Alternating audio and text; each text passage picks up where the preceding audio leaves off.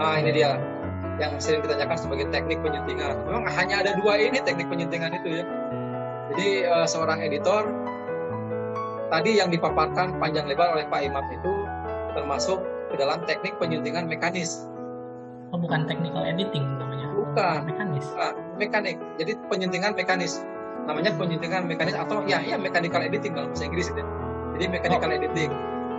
Jadi namanya penyuntingan mekanis ini terkait dengan tipografi, cara mengetik gitu ya, penggunaan kata, penggunaan kalimat, penggunaan paragraf. Tadi yang dipaparkan oleh Pak Imam itu terkait dengan ini gitu ya, dengan penyuntingan mekanis. Makanya pekerjaan ini dikerjakan oleh copy editor sebutannya, copy editor. Ini panduannya, ini copy editor ini. Tapi teman saya menyederhanakannya dengan buku yang tipis, ada buku tipis itu versi bahasa Indonesianya. Adaptasi dari sini ada ya bukunya, saya juga buku. Karena ini seperti jualan buku saja sebetulnya. Karena saya untuk meyakinkan bahwa profesi editor itu harus punya banyak referensi gitu ya. Jadi kalau tanpa itu kita editornya ya panduan editor itu harus banyak gitu ya. Ini juga adaptasi dari sini. Buku ini ternyata mengadopsi dari sini. Ini buku babonnya, ini buku karangan kami. Ini tentang copy editor. Jadi semua hal yang terkait dengan naskah ini dibuat di sini. Nah, ini buku yang diadopsi oleh teman kita nih. Copy editor ya. Ya, ini ya. Ini buku aslinya dari sini, dia sumber utamanya ini persis sekali. Studi kasusnya juga sama di sini, ada di sini. Dia hanya menerjemahkan saja sedikit, kemudian diadopsi ke dalam kondisi Indonesia gitu. Padahal aslinya bukunya ini, buku yang 300 halaman ini sangat bagus ya. Nah, jadi tekniknya hanya ada dua. Kita hanya menggunakan teknik penyuntingan mekanis. Itu terkait dengan pedoman kebahasaan secara umum. Tadi ada buku EBI, ya. Ini terkait dengan buku EBI sebetulnya. Penggunaan istilah umum bahasa Indonesia ya, bagaimana cara menggunakan titik koma, tanda sengkang dengan tanda sambung kan berbeda. Nanti di dalam naskah ada yang kebetulan ada tadi saya lihat penggunaan tanda sambung yang panjang dengan yang pendek itu berbeda makna gitu ya, ada di situ. Nah, ini terkait dengan pekerjaan mekanis kebahasaan. Ini tugas editor naskah. Nah, teknik yang kedua namanya penyuntingan substantif. Nah, kalau substantif ini dilakukan oleh para ilmuwan yang menulis, karena dialah yang tahu istilah-istilahnya. Kemudian lingkup kerjanya sudah sangat jelas dan dia sangat menguasai bidangnya. Kemudian menulis, editor bahasa tidak bisa masuk ke sini, ke teknik yang ini.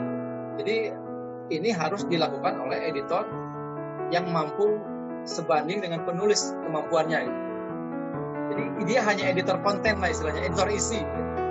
Isinya isi naskah ini harus dibaca bukan oleh editor naskah, tapi oleh editor yang benar-benar sepadan kemampuannya dengan penulis. Makanya digunakanlah penyuntingan substantif. Jadi dia hanya disebutnya, kalau dulu ada istilah editor ahli gitu ya. Kalau atau ya mungkin kalau di media online atau media ada editor konten lah sekarang itu. Editor konten bisa dipilih, misalkan kalau ada ahli memasak, dia ada kiriman naskah tentang masakan, jadi ya dibacanya oleh editor yang paham tentang masakan. Nah, baru setelah isinya oke atau mendapatkan persetujuan bahwa isinya sudah bagus sesuai dengan keinginan penulis dan editor dan pengelola majalah, baru diserahkan ke editor bahasa untuk membuat tulisan ini menjadi sesuai dengan standar kebahasaan. Nah, jadi memang hanya ada dua tekniknya itu ya, tidak ada lagi teknik yang lain gitu. Jadi hanya ada dua teknik dengan acuan ya. Jadi dia tahu bagaimana cara menulis titik koma, bagaimana penggunaan tanda seru dan seterusnya, itu akan terkait dengan mekanisnya. Termasuk juga di sini ada pengutipan sumber yang tercipta. Jadi pengutipan di dalam naskah atau penyusunan daftar pustaka. Tadi ada Turnitin ya yang disebut. Saya juga menggunakan itu sebetulnya ya. Setiap naskah yang masuk ke biasanya saya pakaikan itu. Di screening dulu ya, Pak. Iya, itu harus, karena ada dosen juga yang pada akhirnya merasa malu gitu, aduh ternyata lebih dari 25% tulisan saya dari jurnal yang lain. Copy paste itu. Copy paste. Makanya di tempat saya ada pelatihan konversi naskah ya. Jadi bagaimana mengonversi naskah dari